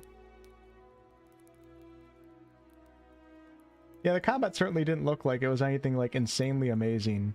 So hopefully they keep touching up on it and make it a little bit cooler, but I do like the directional stuff. And like I said, as long as it's a good combat system within a game that is phenomenal in terms of exploration and player agency, kind of like The Witcher 3, it won't bother me too much, because combat is usually like, it's an important aspect of RPGs, but many times it's usually like there's so many other things that a game can excel in, and if the combat isn't necessarily the greatest thing you ever played, it can still be like one of your favorite games. Like The Witcher 3 combat's not amazing in my opinion. I think a lot of people have gripes with it, but The Witcher 3 is a lot of people's favorite RPG of all time. Skill trees look too basic. I agree. I was actually kind of surprised at how shallow they look. Which could or could not, may or may not be a problem, depending on how the gameplay feels, but I'll write that down. Yeah, I think the directional combat was awesome. Instead of just slamming a button, you know what I'm saying? Reposition camera, like from the right to the left side. I'll write that down. Anything else you guys got? Night vision in the dark. And I'll take a look at these and I'll see what other people are saying online. I'll gather my thoughts on what I agree with and what I don't agree with, and then I'll maybe talk about a few of these things in an upcoming video. The value of quest and consequence. Yeah, me too. Me too. Yeah, the skill trees did look quite basic, which I think for marketing reasons, RPG players are usually looking for deeper skill trees, so I think that's going to hurt them. But maybe they can add more, or maybe there's just a lot more to this game than the skill trees, and it's not a big deal. But it is something to note for sure, and I will definitely talk about that in the video. Countdown's really intriguing. Yeah, I'm not, like, initially when they said the 30-day, 30-night thing, like, I was not, like, happy about it, because, like, I don't want to feel like I'm on a timer when I'm in, like, a beautiful open world that I just want to immerse myself in. But I'm open to this. It's different, and I'm down to try something that's different, and it doesn't seem like you have to rush to change the day, so maybe this will turn out to be something that's fine. So I'm not going to judge it too hard yet. I think we still need to learn a little bit more about it, but I'm kind of interested in seeing developers try something different versus it's just being, you know, your classic open world action RPG. I think it's going to be a divisive mechanic though, even up to its release and beyond, but personally I'm down to give them a try and see what they come up with. It's a new studio, so yeah, it's not really like a real timer. Exactly. Armor should have more impact. All right, I'll write that down.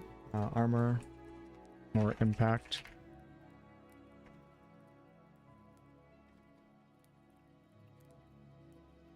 Okay, any last minute feedback here, because I probably missed a few things. Just retype your comment. You're allowed to spam it for a second. The combat lock-on snappiness combined with how fast everything feels unpolished. Copy your comment and paste it, and then think about that later, because I don't have an initial response to that. Hey Don, what's up, man? Yeah, Witcher 3 skill trees weren't massive either, that's true. I think they looked bigger than what we saw in this game, though. Thanks, Grim. Different armor, light, medium, and heavy. Is that something that the game doesn't have, or we just don't know? I'm gonna rewatch this in detail and, like, take in everything that they say and take notes and stuff, so... Yeah, maybe that would add like another layer to the combat if you're able to wear light armor and be a little bit more agile, or be like a little bit more of a heavy armor wearing vampire but makes more noise at night. I'm not sure if they're going that deep with those mechanics, but that would be pretty cool. Hey Fervor, what's up, man? No, yeah, we already watched the reveal. It ended like 30 minutes ago. We're just kind of chatting about the game now. If you pull back the stream, literally 25 minutes, we watched it in 4K because the Twitch stream was pretty blurry. Or if you just go onto their YouTube channel, they posted the 4K presentation. And you can watch it in much higher quality than the way that they presented it initially. Okay, yeah, that's it. Thank you guys for watching. I appreciate it. Subtle font was too modern. Yeah, I wrote that down. We'll definitely be covering this game. Still very much interested in it.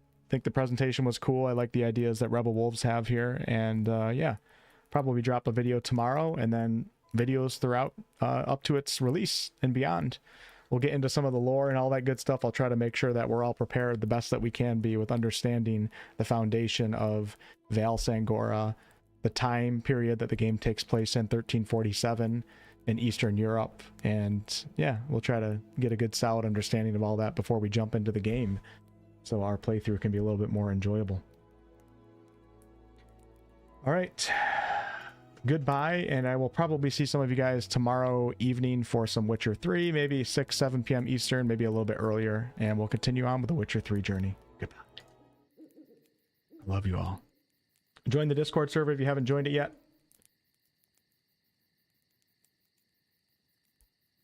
Link should be below in the video description. We are going to have a Dawnwalker chat, which I already have a Dawnwalker chat.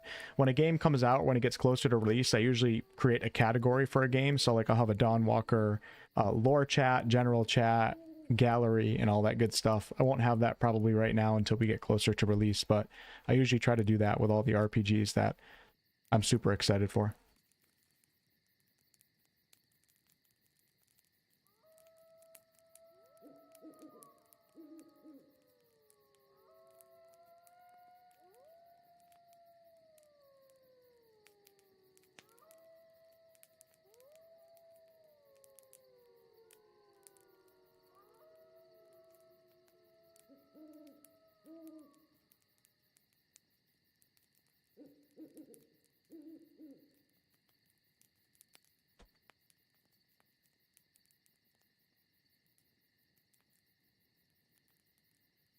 Is there no music playing right now? Oh my god, how did I mute the music? That's crazy. Must have been muted for like the past couple streams.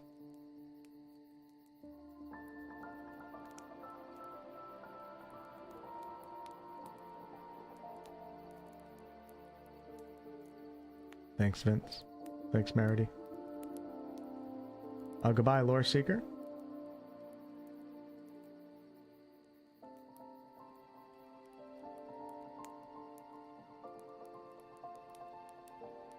I'm really worried about the, because this is my job, I'm really worried about the rune carving into the hand. That's demonetization on YouTube. I gotta write that down on feedback. Not that you guys would care, but if every time you cast magic, if it cuts the hand and every YouTuber and streamer gets demonetized, that's probably gonna hurt the game's marketing potential too.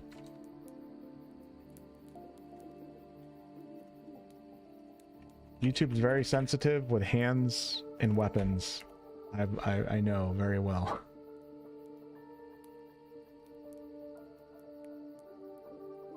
Like, you're not going to see people posting videos. People will be able to stream on Twitch, but you won't see as much activity on YouTube if everybody gets demonetized every time they play. But in reality, all that matters is the game is good, right? But at the same time, you do need marketing to go in your favor for people to know about the game. Okay, goodbye.